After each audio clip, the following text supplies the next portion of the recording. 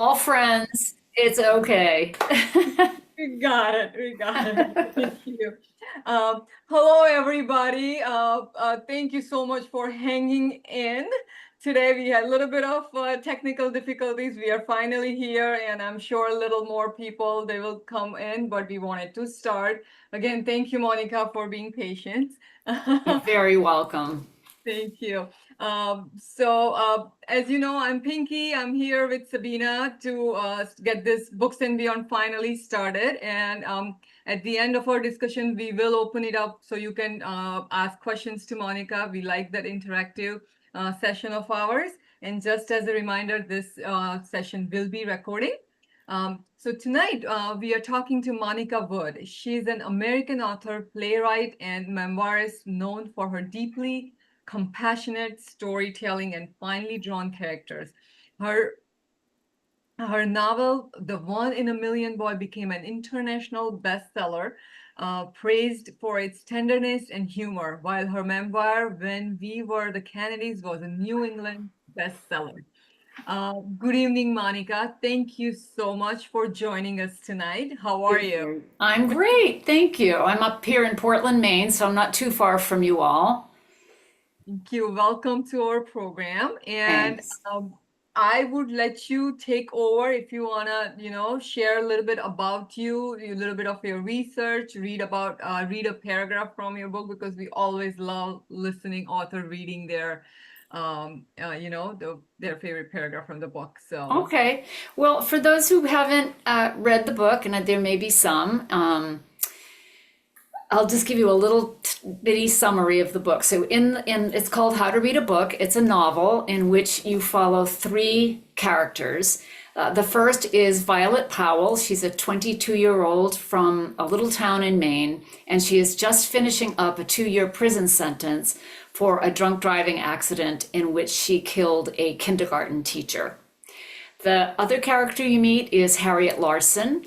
She is a retired English teacher and prison volunteer, and she is running a book club in the prison where Violet is serving her time.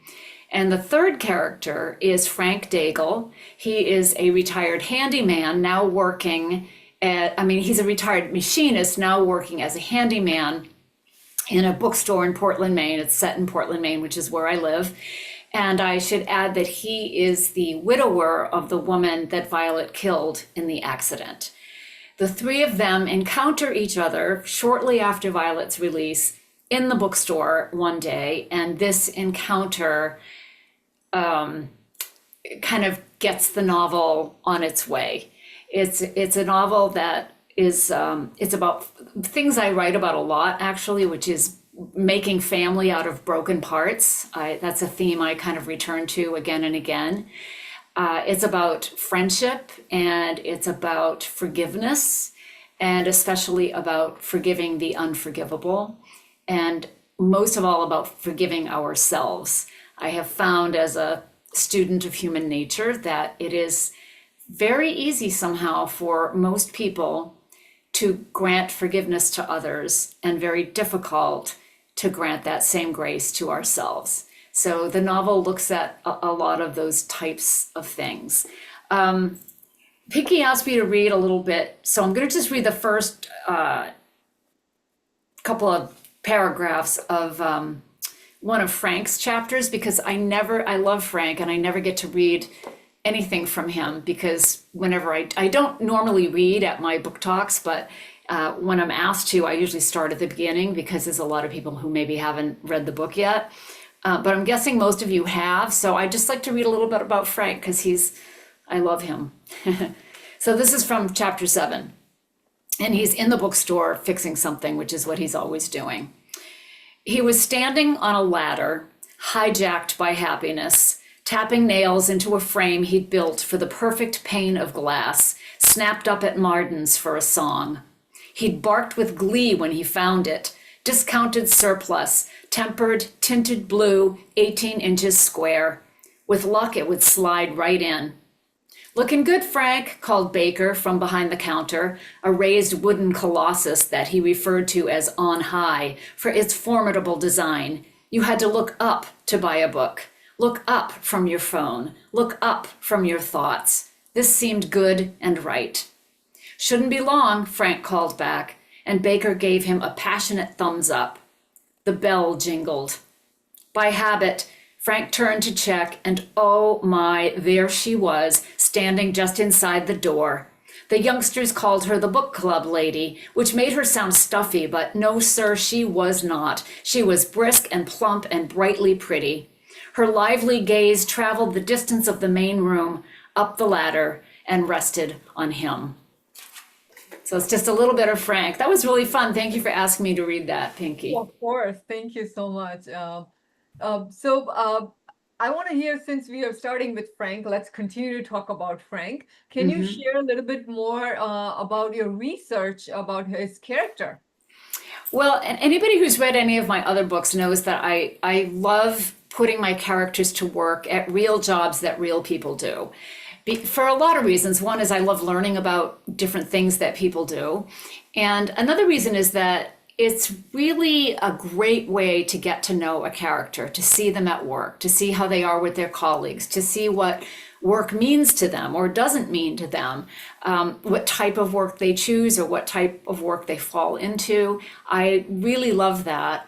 And so for Frank, I mean, I call it research. It's really fun and just, meeting people and asking them what they do. And people love talking about their work. So for this one, as I said, I live in Portland, Maine, and my husband teaches across the bridge in South Portland at Southern Maine Community College, which used to be a technical college. It still has a huge technical arm. And he teaches in the architectural and engineering design program. So he hooked me up with a precision machining program. So for one semester, I took a machine tool class with 12, 19-year-old boys. I didn't go to every class. I just went once a week, and it was all morning. The whole thing is in the morning. It's in a machine shop. I mean, it's a whole thing. And I learned how to run all the machines and how to measure things, all things I'm very, very bad at. So it was really good for my older brain, to have to learn something really new. And the kids were incredibly sweet to me and helped me, and were, I think, a little bit flattered that an author was in there researching something that they were training to do in their life. So it was kind of a fun thing. And I realized sometimes, when I do this research, it's not so much, I mean, you can find anything on YouTube. I could have seen how the machines work on YouTube. I could have listened to machinists talking about, everything is there. And also my father-in-law was a machinist, so I had a little bit of a sense. I'd been in his shop quite a few times. And my husband, when he was a young man, worked with his dad in the machine shop. So, I knew a little bit about that world, but I had never done it. And that is what I needed to know, is more like the sensory aspects of, for example, standing for 4 hours at a milling machine, which is not easy. It's hard on your body. And these little picky little tiny pieces of metal sort of come off as you're grinding something, and they sting you. It's almost like bee stings. And that's something I never would have known by watching YouTube, or, even just what it feels like to stand there for that long. Your feet start to hurt, your knees start to hurt, your back is a little achy. Even for the youngsters, that happens. And just falling in love with the metal. And I realized after, a semester of this, that Frank, who is not a deeply complicated guy, he has complicated problems, but he's not a complicated man. And I realized that his only metaphor, and I write, very metaphorically, but his only metaphor was metal. That was how he saw the world. And I started seeing the world the same way. Like, just looking around my studio right now, I'm like, okay, somebody machined that, somebody machined that, somebody machined that. And you start looking at all of these things, every object in your office, there was some kind of mechanical process that went into making it. And that is a different way of looking at the world. And I never would have had that lovely revelation without spending some time with these youngsters at the machine tool program. So it was really fun. And it also gave me, I always feel as if I need permission to deeply inhabit my characters. And I give myself that permission by understanding something about their world. And for most people, most Americans anyway, our many of our worlds are defined by work. And so that's why my characters all have jobs, and that's why I really love, kind of digging into what it feels like to do that kind of job. No, it's actually a wonderful way of looking at it. Like you said, anything that we touch was made by somebody. Yes. Even if the machine made it, that machine was operated by somebody, there was Yes. labor that went into it. And this give you a different level of Hmm. appreciation Hmm. towards everything that we use, which we Hmm. take it for granted. Yes. Because And if you're one of those people, there's a lot of pride of workmanship that goes on. So, Frank wanders through the world seeing many things that he knows how things work. He knows how things were made. He knows how to fix anything. And there's a certain pride that he takes in that I didn't, I'm not sure I would have known that about him without having that experience of looking at the world mechanically, which is the opposite of how I normally blindly blunder through the world metaphorically. It's kind of the opposite of how I normally roll. So, So, yeah, no, yeah. thank you for giving a little more insight behind his character. So that's Hmm. lovely. But I want to actually also wanted to ask the inspiration behind the book. How did you come up with the whole story? And I have to address the elephant in the room about the name, the title. Oh, well, The let me book. start with the title. The title is not my title. It's that was done by sales and marketing. They wanted to have a more commercial title, and apparently, if you put the word book in a title, it does really well. I know. I thought the same thing, but anyway, here it is. But the real title is Meanwhile, which is I think a Oh, much more appropriate title for the book. yes. But they thought it was too quiet and literary, which is the same thing that happened with my novel just before this one, which was called The One in a Million Boy. Again, not my title. My title was The Wakening World. So you can see, we're on different pages here. I wanted it to sound more literary. They wanted they want to sell books, and they were right both times because both those books did very well. And I think they have more, they're all young, but they have more experience than I do in sales and marketing. So I've learned to pay attention to people who Yeah. know more than I do about such things. But the inspiration for the book, this is very different from all of my other books, the way it arrived. Most of my books, I just kind of start writing, and I just have a person with a problem. That's how I start. And then everything else, I kind of follow the language in from there. So if I use one kind of word, it'll go this way. If I use a different kind of word, it'll go that way. So a lot of it is, I don't know, subconscious. It's almost like the novel is fully made somewhere in my head or somewhere out there in the universe, and I'm just kind of inching my way through it, trying to find it. This one, or at least the character of Violet, who turns out to be really the main character and the storyteller here, she came to me the way people who don't write novels think write novels come to novelists, which was in the middle of the night, just this bolt in the middle of the night. And the form it took was I was in a stretch of really bad insomnia, which happens to me once in a while. And it's really annoying. And I wake up, a few times a night, or I get up at like 3 o'clock and I can't get back to sleep. And I was being awoken night after night at 3 o'clock in the morning by this running monologue that I could almost hear aloud. I mean, it wasn't hearing voices, but it was this, it's very hard to describe, but I knew it was a character speaking and a character asking to be born. And at the time, I had been writing plays. I had just had a play produced, and it was so much fun.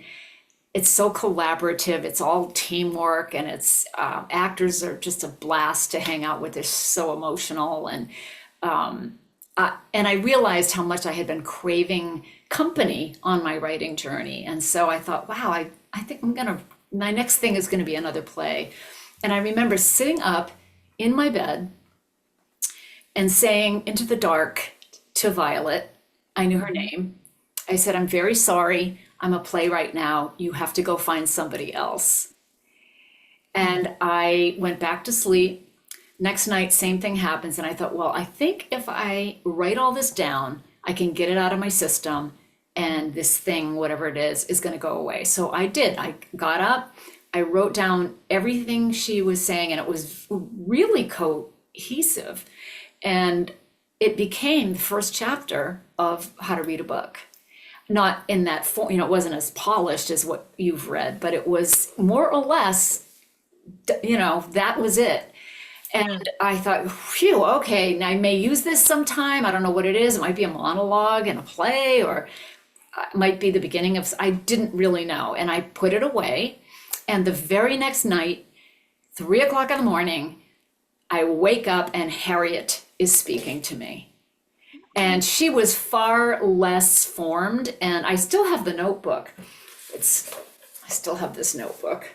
And if you look at Violet's, it's just all written, and Harriet's is more scattered. It's like little notes and things, like a snippet of dialogue. And in fact, her name was Shirley when she first came to me. And she was Shirley for a little while. And I changed her name. I figured this out later. I changed her name to Harriet because I kept running into sentences that needed one more beat. And I thought, if this woman had a 3-syllable name, my life would be perfect. And so I changed Shirley to Harriet, and that worked out great. And I felt like Shirley and Harriet were very similar, like generational kind of names, because I wanted a kind of old-fashioned name for her. And so that's how she ended up being Harriet. But I put that away, and I was working on something else. And about a month and a half later, I just became insane with curiosity about what connected these two people. And I started writing the book. And that was in the fall of 2019. And I had this, of course, COVID was coming. Little did we know. And I think because it was a kind of a COVID book, I wrote it in half the time I would normally write. So instead of 2 years for a first draft, it took one to the day. And then I spent one more year writing, doing the fun stuff, which is more, honing the characters and paying attention to each sentence and making sure each sentence did what I wanted it to do. So a process that normally takes me 4 years took 2 years, which when I think about it means I waste 2 years out of every novel. Like I probably could have done this earlier, but anyway, I think I did have something to do with COVID since I had literally nothing else to do. So, but it was turbocharged time for me, relatively speaking. But like you said, the Violet kept coming to you 3 o'clock in the morning. Like, was her character came to you like she did what she did and she ended up in a prison? That was like, I knew she was in prison. I didn't know about Frank, and I wasn't positive what the crime was. And at first it was going to be something, I thought it was going to be a deliberate murder of some kind, because I really wanted to challenge myself to forgive a character for something really unforgivable.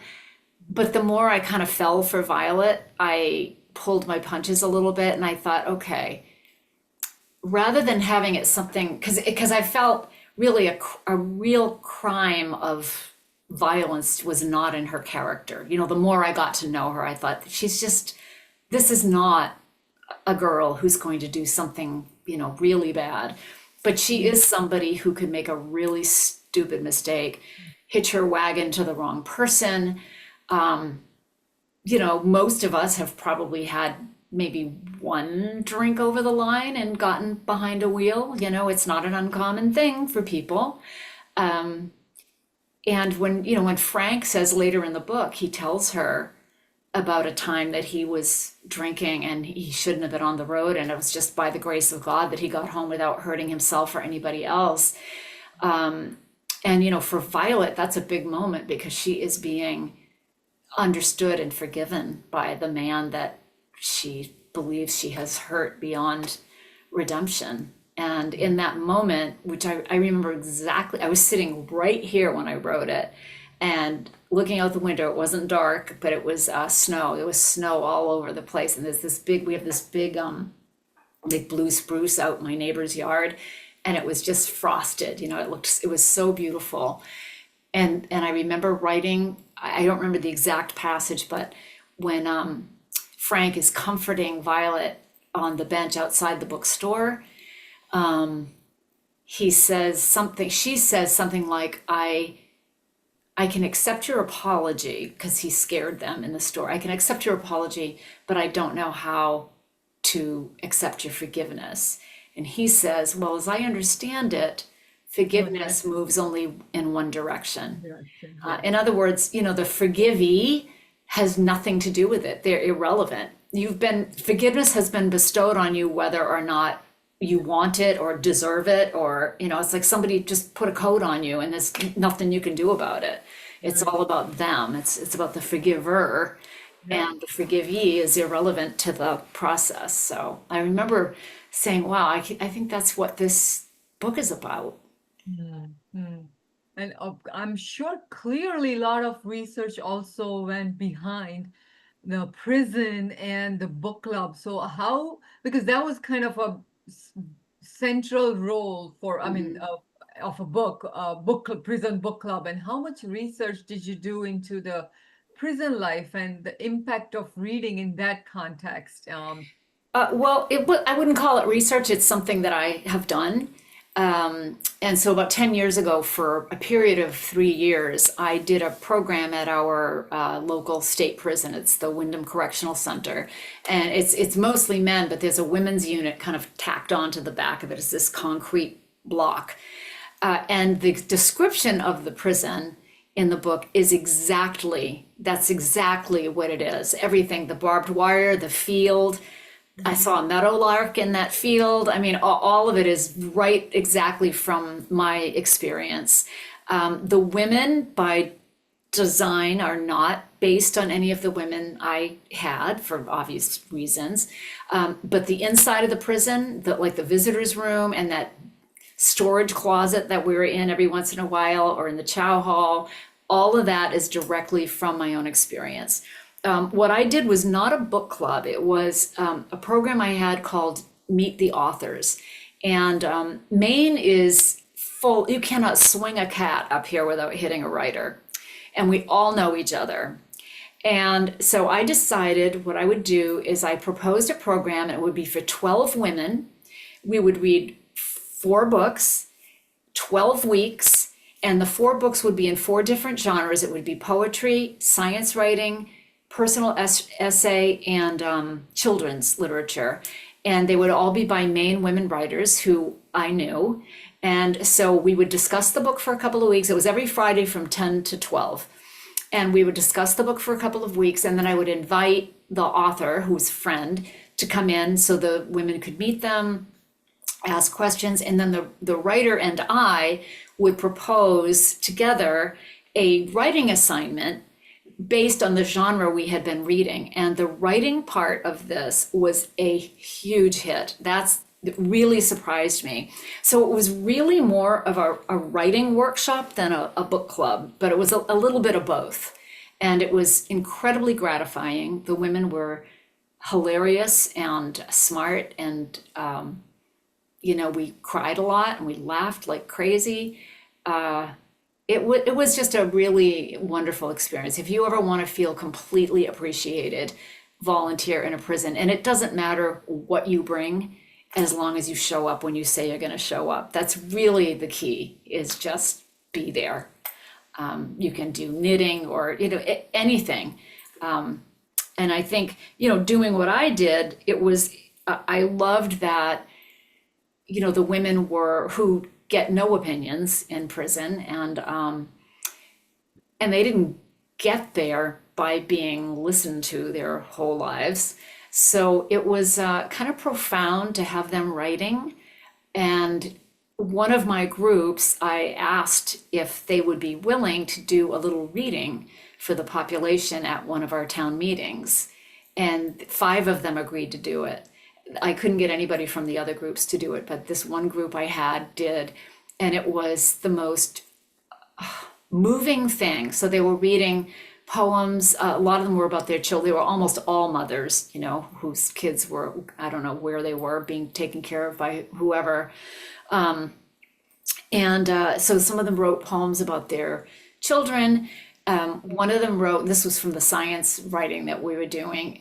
One wrote a really hilarious essay about chow time inside, and it was in like a Wild Kingdom documentary style, and it was very funny, and everybody really loved it, and it was extremely well received. So that was really a wonderful thing. And the COs who were there, this was the coolest part, is I'm watching them watching the women, and they're looking around for trouble, which is their job.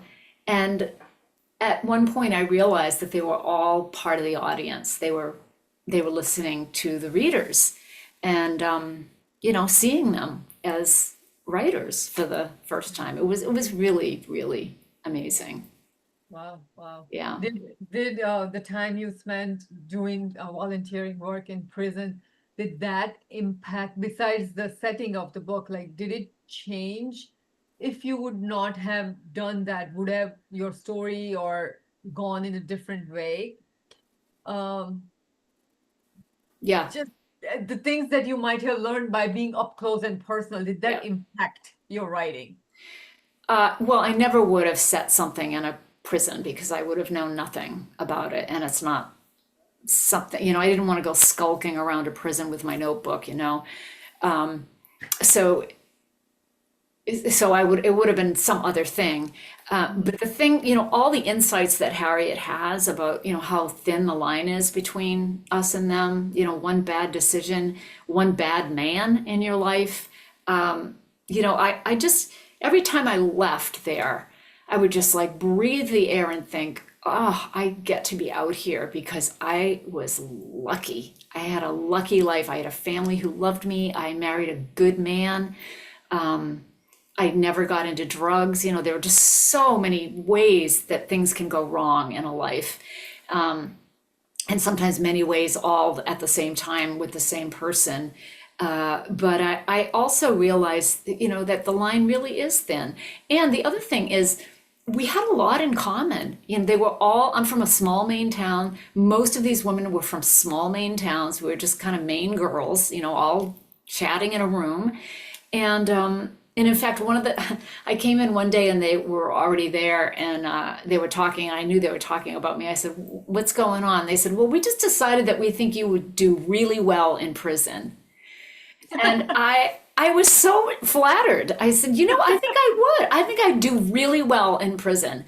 But I thought like that was really the biggest compliment they could give me. And I thought, well, I'd get lots of writing time. I'd make some friends. I'd probably run a writing workshop. So it was very funny. I mean, we really laughed about that. That is funny. Yeah. That is funny. Again, the another thing which was super fascinating is the Oh, birds rather. So they offer a kind of emotional safety. They offered kind of emotional safety to Violet when is she's yes. struggling to settle back into Yeah. her life, and caring for parents gave Hmm. her purpose. What was your inspiration behind giving birds such an important role in Violet's life? And it was just absolutely fascinating to learn so much about this African gray parrots. Like, so was there a part of your research also? How did they become a part of your story? Well, I had a parakeet when I was a child, and he was the smartest bird. He sang and danced and did tricks. My mother spent ridiculous amounts of time teaching him to talk and singing to him, and he was amazing. We lived in a 3-story block, and we were on the top floor. And this bird had it was a 4-room apartment with a lot of kids and my mother, and the bird just had the run of the place. He just flew around. We had cats. They never. I mean, it was really ridiculous, but we loved this bird. He lived for 9 years, which is a long time for a parakeet. And so I've always loved birds, and plus I'm a birder, and I love animals. So there's usually an animal or two in all of my books, at least in a cameo. But I have been dying for decades to put the job of a lab assistant to a behavioral research scientist studying avian cognition in a book. And I finally had my chance. I thought this would be a perfect job for Violet. And I have been following the work of Irene Pepperberg, I have a note at the back of the book about her research. And she started with a parrot named Alex, who was world famous because he was so intelligent. And at the time she was doing her research, this would have been in the late 70s. When she was doing that, all of the animal intelligence research was being done by men, and the animals were almost all primates.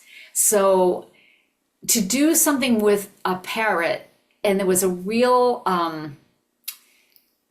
almost a scorn of, having the temerity to do peer-reviewed studies on bird brains.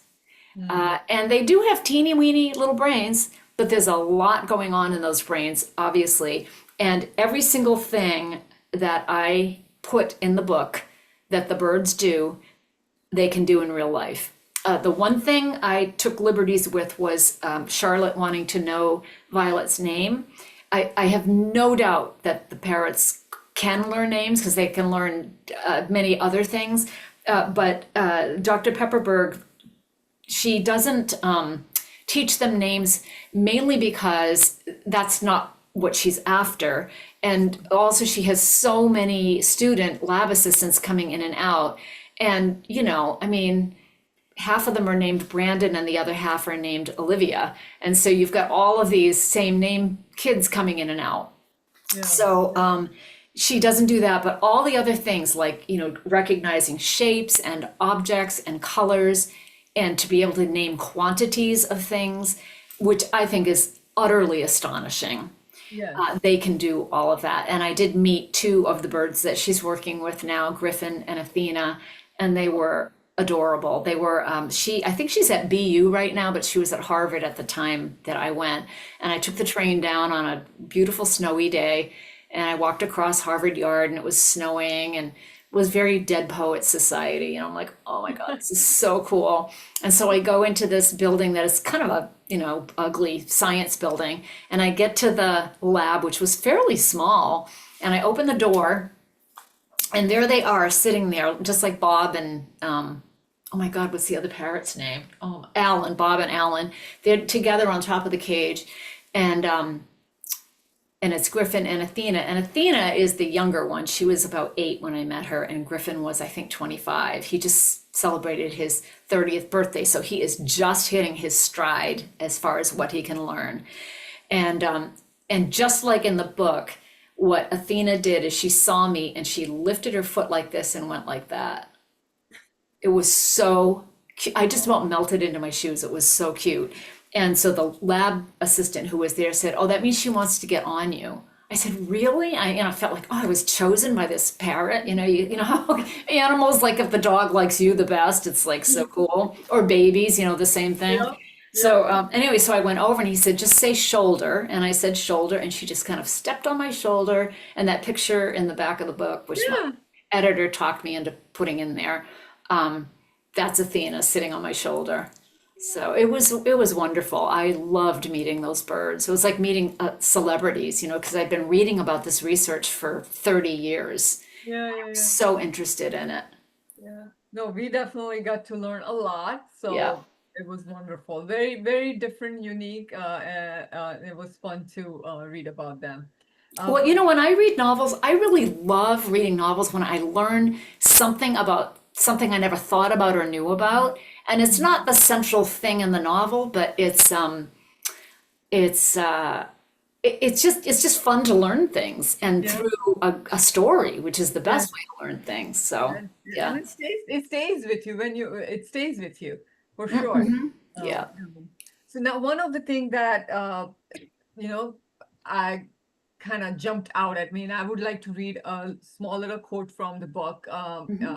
So perhaps it's an oddity of human nature to judge women more harshly, or maybe we expect so little of men, their transgressions don't register the same. This is such a powerful reflection on societal double standard, especially around gender justice and moral accountability.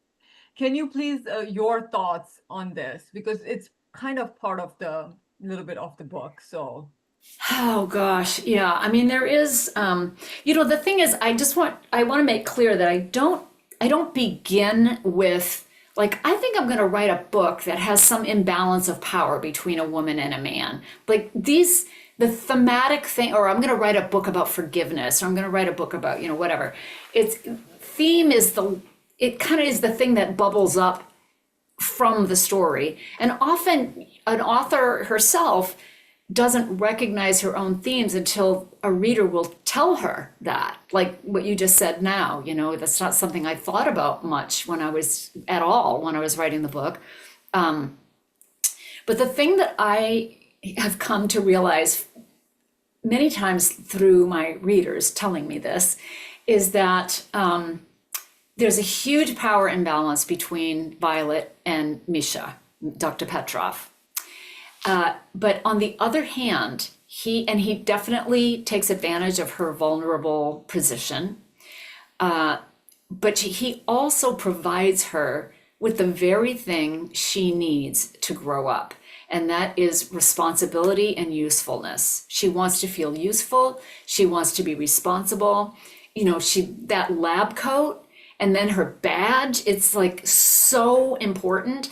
And when she starts lecturing one of the students about wasting his education and putting the not putting the birds to putting the birds to bed too early, and don't you think they'd rather be winging through a rainforest eating juicy fruit? No, they are here serving humanity. And she gets on her high horse, and I'm thinking, you go, Violet. That's exactly right. You take your power, your little piece of power that you have here, and you run with that. That is a good thing that you're learning. She's not finished making bad mistakes, but this time in her life, which becomes, at the end, you realize this is her Spoon River anthology epitaph. Is this book? This was the thing that shows you who I am. Many other things happened to me in my life, but this period of time is when I became myself, really.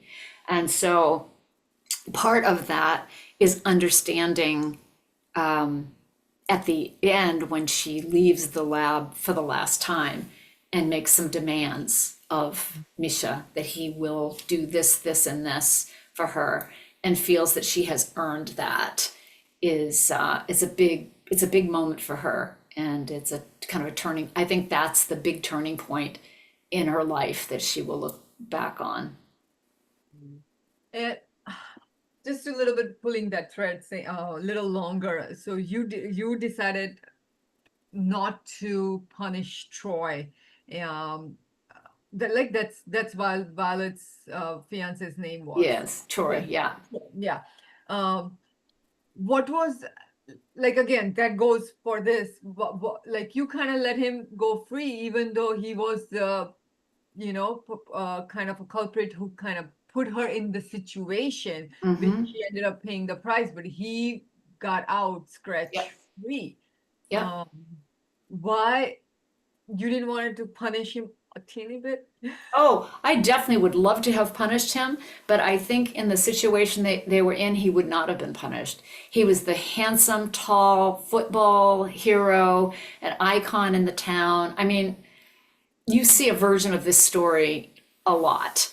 And when I was working in with my students in the prison, there were so many stories like that where they were the getaway driver and somehow in the system the person who committed the crime got a lesser sentence, or they were like corralled into doing something and they were the ones who ended up getting caught holding the bag. And that's exactly what happened to Violet. He gave her the alcohol, but she drank. I mean, she did do something Yes. terrible. But so did he. And that, he will say, oh, well, no, you get behind the wheel, they won't arrest a girl. It was so manipulative. And I mean, I don't like him at all, but I also, because I created him, I do have some empathy for him. His life, he thinks his life was ruined. And in some ways, yes, I guess it was. He's not looked up to anymore and all of that. But that scene they have when she sees him in the building, because he's Mhm. taking a class, the way she says, he says, my life was ruined. And it's like, oh, really? She just, she gets the upper hand in that place. And I think in a way that's a little punishment for him, to be taken down a few pegs. Um, I think in the beginning you said a little bit about this, the forgiveness, which again was not something that you chose a subject to write about. It just became a part of the story. It's weaved into it. But why do you think sometimes it's easier for some people to forgive and give second chances than others? Do you think that has a lot to do with what they have been through in life? Like you said, the Frank Daigle was able to have a different perspective on Violet and what she did and how she changed his life, because he said, I did the same thing. The only difference was I never got caught versus Yeah. you did get, Hmm. and so, Yeah, I think too, though, with Frank, the first time he sees her is in the courtroom. And mhm, he sees something brave in her, that she's standing up there willing to take what's coming to her. And he, at the same time, in that same trial, is feeling like a complete fraud because he's supposed to look like the grieving widower when we've come to know that yeah, the marriage was about to blow up and that Lorraine was kind of a, you know, mhm, bitch. And she was not this perfect little kindergarten teacher. I mean, she didn't deserve to die in an accident, but yeah, there's a lot of things that Frank knows that he's holding in, and he sees this girl. She's a girl, you can't even call her a woman yet. She's this girl from a small town. Her big job was at Dunkin' Donuts. She got, you know, hooked up with this arrogant guy. And I think Frank just understands something about her immediately. There's something, and it's the way, I can't remember where the passage is, but the way we see how he sees her the first time in the courtroom. I don't know if I might be able to find it super quick, but I found that kind of moving. There it is. No, it's not where I thought it was, sorry. No. But anyway, but there's a connection he makes long before he meets her in person. mm, And I think that makes it easier. And I mean, he is so ready to forgive her before he even has the chance to, because he himself is feeling guilty about, playing a the grieving grieving person. widower, which maybe got her a longer sentence, or it's Yeah. he also feels like he's done something wrong. In in your eyes, what were the common characteristics maybe Violet, Harriet, and Frank shared that they somehow uh, were able to form a bond and create a very nice relationship? I think that despite the disparity in their ages and circumstances, I think they all three were looking at what the next thing was going to be. You know, Frank and Harriet are retired. Mhm. Harriet is her niece is about to leave, so she's going to have a completely empty nest. Frank is a little lost. He's very happy he has landed with the youngsters in the bookstore. But you know, there's a restlessness in all of them and a kind of I think a desire to find out what the next chapter can be. You know, for Violet, the stakes are much higher because she has nothing to start with, whereas, you know, Frank and Harriet have already lived full, productive lives. But in some ways, they're in the same spot in life, even though one is much, much younger than the other two. That's how I see it anyway, thinking about it now. These are great questions. Thank you. Um, we talked a lot about a little bit of lot and little bit about Frank Daigle. I feel like his character had a very quiet emotional depth, and the strength that he showed about even being in staying quiet about when his daughter was kind of Oh, questioning him or accusing him. Uh, mhm, he could have said a lot about his dead wife, but he did not, and he mhm. showed a lot of strength. So you did create a very strong character, and he showed strength very quietly. So what was the inspiration, and what do you think that when you were writing Frank's character, what do you think what readers would get out of his journey? Oh gosh, I don't know. I mean, readers do really like Frank. I just, you know, I think this might seem counterintuitive, but it is much harder to write about good people than bad people. It is far more complicated to try to create a good person on the page. Bad people are easy, good people are not, because even good people have layers of complication.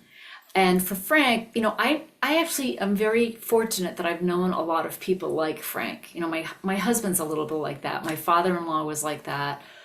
I remember my own father. I was 9 when he died, but he was.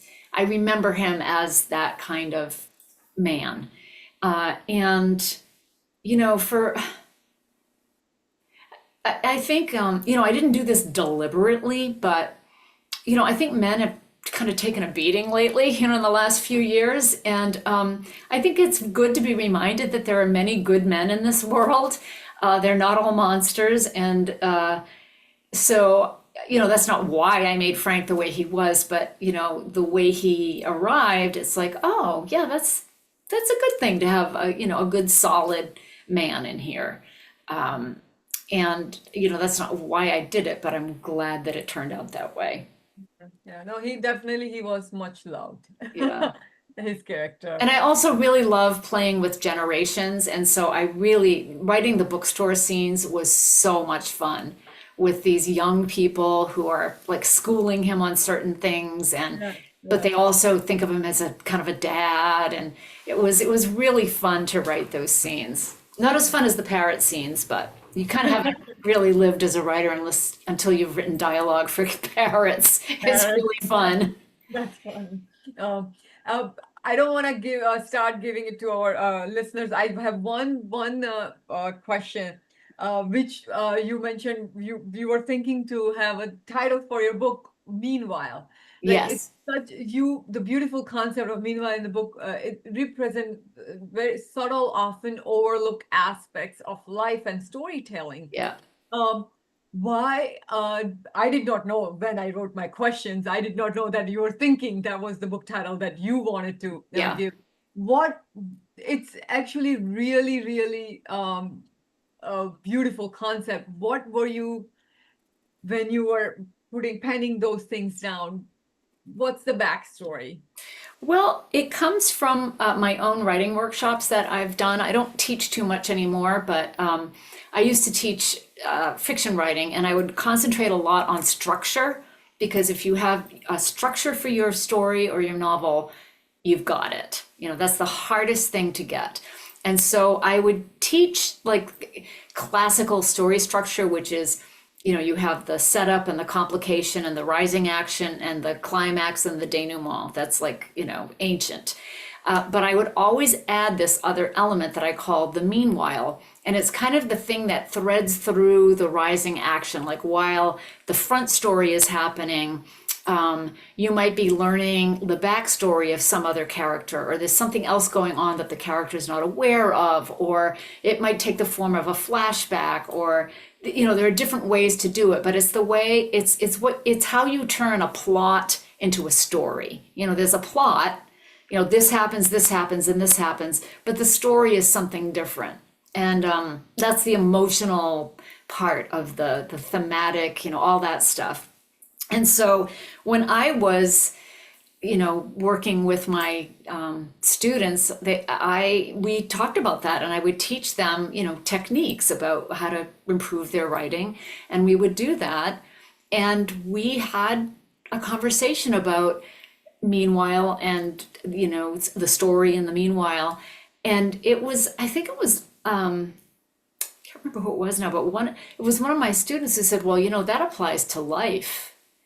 And I'm like, it does apply to life. You're right. And who gets to say which part of your life is your story and which part of your life is the meanwhile? And how does that change through your life, you know? And it became more of a I mean, at first in the book, like first draft, it was just this is what Harriet's teaching them, this how to read a book in a different way. And then I thought, you know, there is something about that concept that is so applicable to the lives in this particular book because they're all either sitting on their story or their meanwhile. You know, some of them will be there for their whole lives. Some are getting out in 2 weeks. And, you know, so how does that balance for them, for each individual person? You know, which thing is my meanwhile and which thing isn't? So. Wonderful, wonderful concept. I always used to say that, to my friends and family that we all basically get up, get ready, go to work, have our meals, and go to bed. But what is life?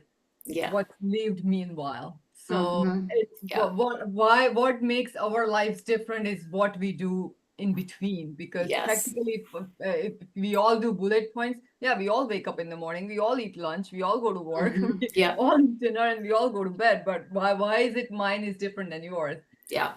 This is what it reminded me, what I used to say. It's like Oh, meanwhile. that's nice. Very, so that definitely touched me. Oh. Before yeah, so thank you for that. Uh, bef I got a feeling that your favorite character was Frank, that you enjoyed writing, or parrots.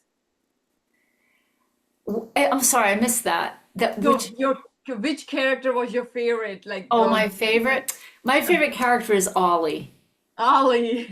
Ollie the parrot. Yes, yes, yes. I I just love Ollie so much. I have to tell you that two things. One is I had a library in person thing. So I can't remember where it was. It might have been in Maine. I can't remember where it was, but one of the librarians brought her African gray parrot to the book event. Oh, wow. And it was, oh my gosh, it was so much fun. And he liked me. He sat on my shoulder. His name was Zimmy. And so that was really fun. And then at another event, somebody brought me a little, like, you know, those, I think they're made of rubber or something, these tiny little animals that I guess you collect them. And it was a perfectly rendered African gray parrot. It looked just like Ollie. So I have him as my little good luck charm for my next book. Do you have, is that something are you working on? That was just gonna ask you, do you have I any? just, I've been on the road for this book Oh, since May of 2024. okay. I'm still on the road for this book. Often, I was just in New York yesterday. Mhm. It's just kind of it just keeps chugging along. It's not out in paperback yet because it's still doing fine in hardcover. And so I've been so busy doing things like this, which are I love to do, but I haven't written very much. But last week, I sat down and started something, but I don't know if it's a play. I don't know if it's a novel. I'm just not sure. But I have a big push. I'm done. I'm gonna be in a few places, but by the 17th of October, I'm pretty much off the road. And that's when I'm planning to kind of settle in for the winter and do some real writing, like get back in my studio and really All right, let's put hope we don't have to wait for myself in the chair. Yeah, Yeah, thank hopefully you. it's shorter than 4 years. Yeah, I think it will be. I'm not getting any younger. I have to start writing faster. So yeah, we'll be looking forward for your next project. Thank you. So if I would like to now open it up to our listeners if they have any questions or comments or just want to say hi to you. So guys, if you wanna if you have any questions, feel free to unmute yourself. Ask me anything. I'm an open book, honestly. So if we have I somebody, have a we question. Hi, Andy. Um, Hi. I loved your book and I love the humanity in all of the characters. Thank you. Um, Something that really piqued my interest, especially after hearing you speak and say that you volunteered at a prison. Mhm, I spent 3 summers at a girls' facility mhm. working as a teacher's assistant. And the first 2 summers, I was gifted a book of poetry that they wrote during the year. Oh, And so when oh. I read that Mhm, in the book, poetry is what really caught the attention of the woman and mhm. helped them open up. Was that influenced by your experience in the prison, or how did you decide that poetry was going to be the thing? Because it just felt so familiar in that situation for me. Yeah. It's funny, we did do poetry. We didn't do Yeats or, I put all my favorite poets in there. But poetry did really capture them. I think partly because it's short and it's easier to kind of discuss and digest in a shorter period of time. I don't think it's as intimidating to be because some of them were not well educated.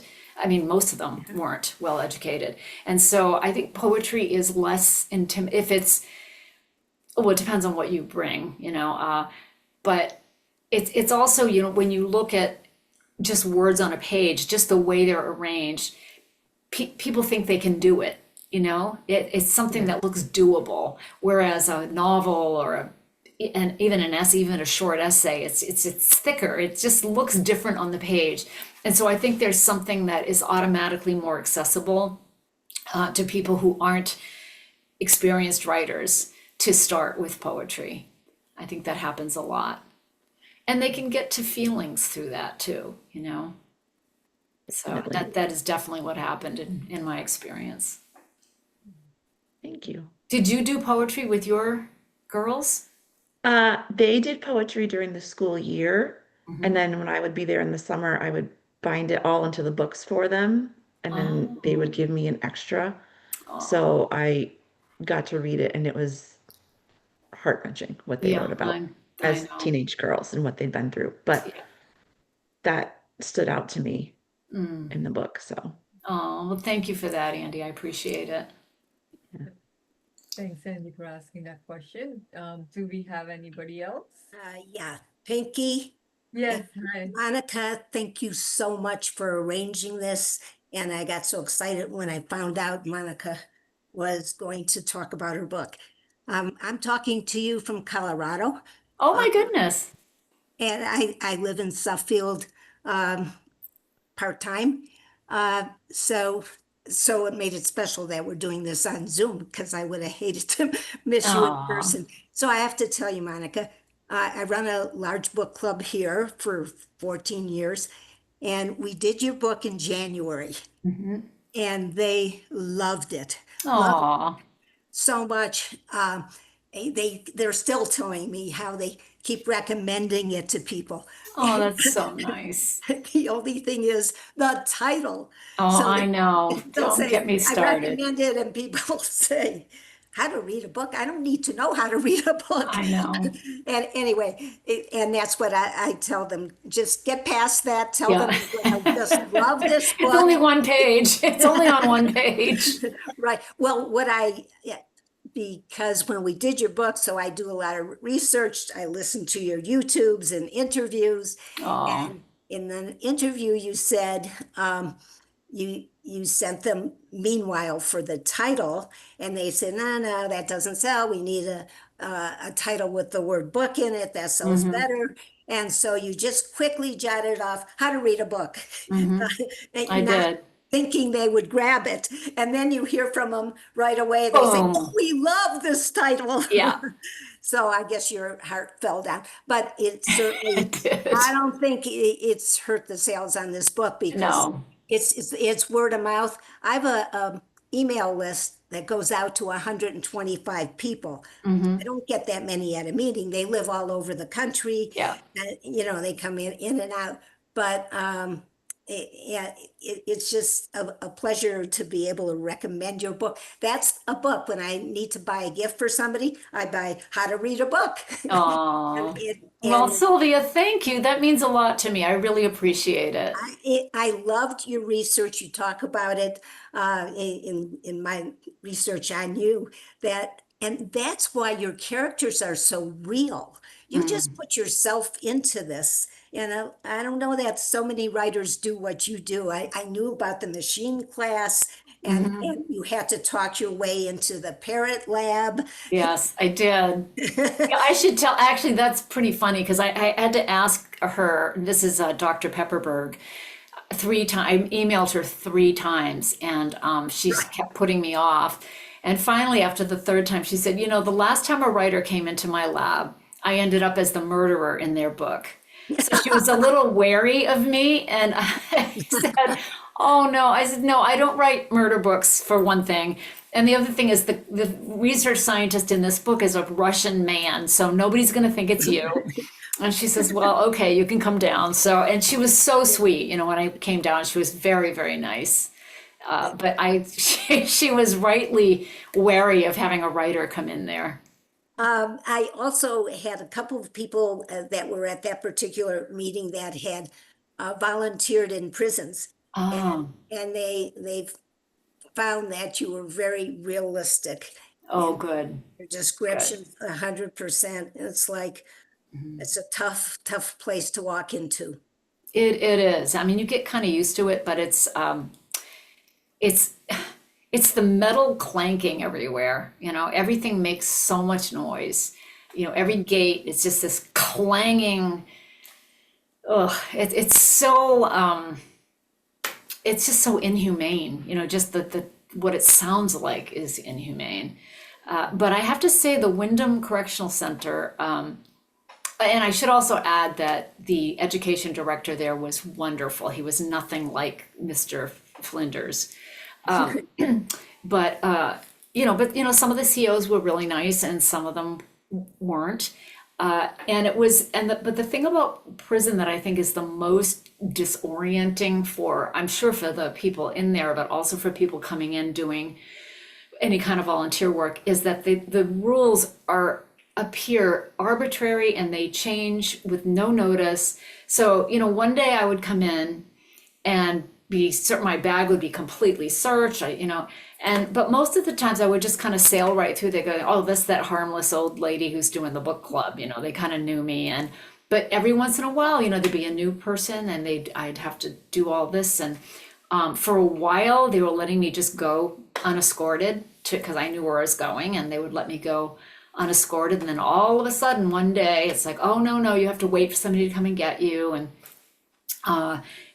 So like there was a scene where suddenly everything was like more locked down because there were people from the state coming in, you know, for instance. So when anything like that happened, like the rules suddenly just really tightened up. And so you could see that. And it's a hard way to live when you can't predict anything day to day. And yet your life is so structured for you. So it's both this structure and uncertainty at the same time. And I think that would be very difficult to live with. Yeah. Thank Anyway, you. thank you, Sylvia, for that. That was very, very nice. And give my best to your book club. I will. Thank you, Sylvia. That was wonderful. Do we have anybody else? Do you have a question or comment? Oh, Mrs. Fair, go ahead if you have to unmute. Yes, there Do you you go. think, have you ever done book clubs in a men's prison? I did one. I was a guest. There was a woman who was doing, oh, hi, Joanne, by the way, hello.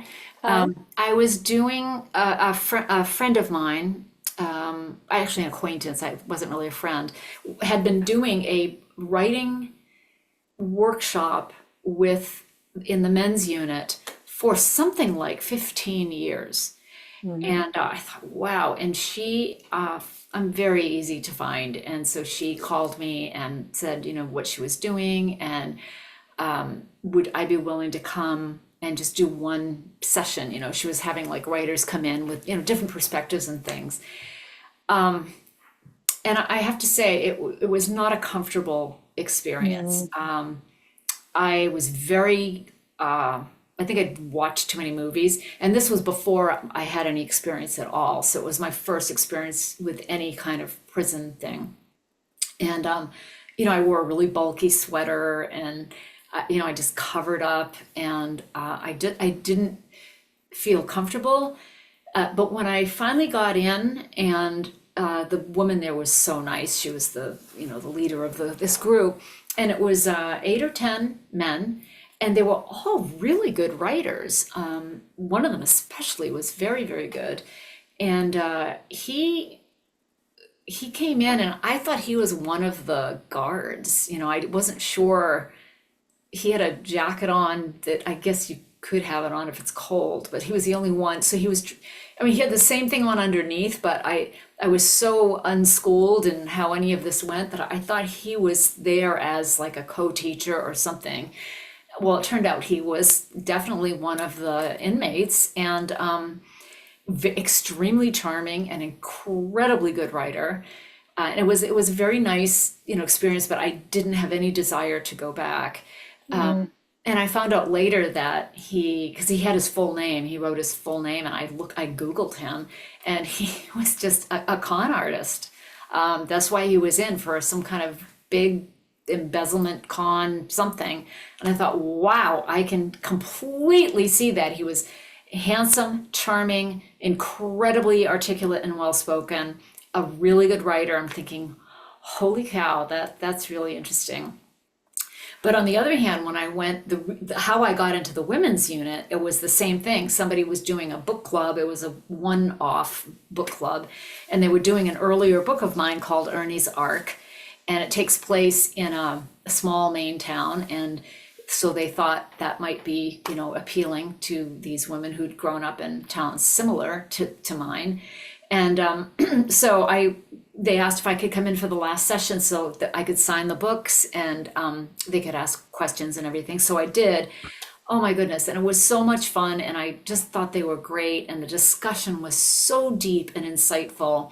And when I got home, I said to my husband, I cannot explain this at all, but I felt completely at home there, completely at home, like I belonged there, and I really want to go back and do something.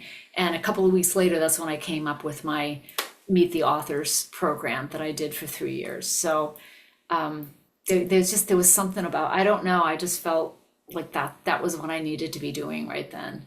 Well, if you're ever looking for something to do, we are, all of us, Sylvia too, when she's home, are within walking distance of a maximum security prison. Oh my goodness, wow. And My son actually works there, Oh, and he does not allow me to do anything there. yeah. You know, I've mentioned different volunteer type Yeah. of things. No, Mom, Yeah. no. Wow. But they did have a writer that he told, they had a prisoner that he told me about who Hmm. was in for murder, Hmm. and he did his time, and, you know, he was exonerated after a while. And he did write a book, and my son said he was just an amazing author. Wow. No Yeah, kidding. That's yeah. amazing. Yeah. Yeah. I had a couple of very talented writers in my, among the groups that I had. Hmm. Yeah. Yeah. It's funny though, they wanted to write about the before. And that's how I got the idea for the books that I chose for the women in my fictional Hmm. world, is I think they would want books that they had read in high school. And so I got to pick books that I had read in college or high school. And that's how I came up with things like Spoon River Anthology, The Great Gatsby, Franny and Zooey, so books that I really liked. And it was something about the familiarity, that I think would have appealed to my students too, if all we were doing was book club. That's what I would have done, because every time they wrote anything, it was never about, rarely, not never, but rarely about being in prison or what led them to be there. It was really about their childhood or some experience they had in the before time. And sometimes I knew what they did because it was in the news, or I recognized something. Some of them I have no idea why they were there. It was a big range because in that prison, if you are a female offender in Maine and you have a sentence of 14 months or more, that's where you go. So we had Oh. this one woman, she was so adorable. She looked like Mrs. Santa Claus. She had these rosy cheeks and this little gray fluffy hair. She was so sweet. The women loved her. And she was in for habitual drunk driving, and she was getting sober, and, she was serving her 14 months and making the most of it, and made a lot of friends and knit scarves for everybody. And she was delightful. And then there were others who were going to be there forever. So it was a big range. Well, I loved your book, and thank you very much. Well, And thank I've you very recommended, much. I have recommended to many people. Oh, thank you. That's why the book's doing so well, and people recommend Yeah, it, and I really appreciate that. Susie, you have a question? Yeah, go I- ahead. Susie. I do have a question. Hi, Monica. Hi. I was wondering how much thought you put into letting Violet take her books home from prison or not taking them home with her. Oh, I don't remember that. Oh, she left so abruptly that she couldn't get, isn't that right? I can't Yeah, they remember. were under No, the bed. it's been Yes. 2.5 years since I read this book. Yeah, no, well, it's been a few weeks for me, and Yeah. I don't remember any more about it. And you Yeah, wrote it, well, so, in the real prison, the women were allowed, I think, to have 6 books in there at a time. yeah. And it might have been 8. I'm not sure. But the fact that the books that they read in the program that I have, and I got a grant so that I could buy all the books for everybody. And then when the author came in, they signed the books for them. It was such a huge, huge thing to have those books. And I had one woman who said she was so thrilled to have a signed books that she said she was going to put it next to her on her shelf, special shelf next to her Dale Earnhardt signed jersey. He's a NASCAR guy. And I thought, oh, that's fantastic. Yeah. So I think Violet was, sometimes they just get moved, like, again, the capricious, arbitrary, they Yes. barely have time to get their clothes and they're gone. And that's how Violet, I think, was. Yes, she didn't have time to say goodbye to anybody. She was just like, okay, No, you're out. that's sad. Yeah, it is sad. I know. Yeah. Okay. All right, thank you. Thank you, Suzanne. It was a great book, by the way. I'm picky. Oh, Katie good. and Sabina can tell you not because I'm so special. I just have trouble getting into certain kinds of books. I like it to be, I don't like it when somebody makes a mistake in a book. You know, if it isn't, I don't know, it just ruins it for me. Your book was wonderful. Oh, So, thank you. It was very good. Thank you. Thanks, Appreciate Susie. it. Right. Do we have anybody else? All right, then that's a wrap. This was wonderful, Monica. I really enjoyed it. I thank you all so much and for going the distance with technology today. Yes, thank you for hanging in there, and thank you for Yes. giving us a little extra time, Monica, because we got a late start. So I Yes, appreciate your patience. yes. Thank you so much. Oh, And I definitely you appreciate it. shared a lot of inside stories, and it was wonderful to hear everything. So Thank you. you so much, and good luck with your future project. And Thank you. I'll need it. yeah, and we would love to get in touch with again when that book is out, so we can Thank talk you. about that.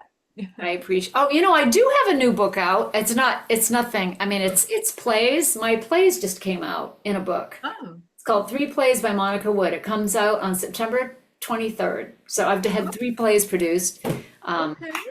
Yeah, and so that was kind of exciting. Okay. And yeah.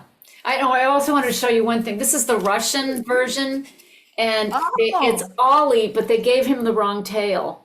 Oh no. He's got a macaw tail, but an African gray face.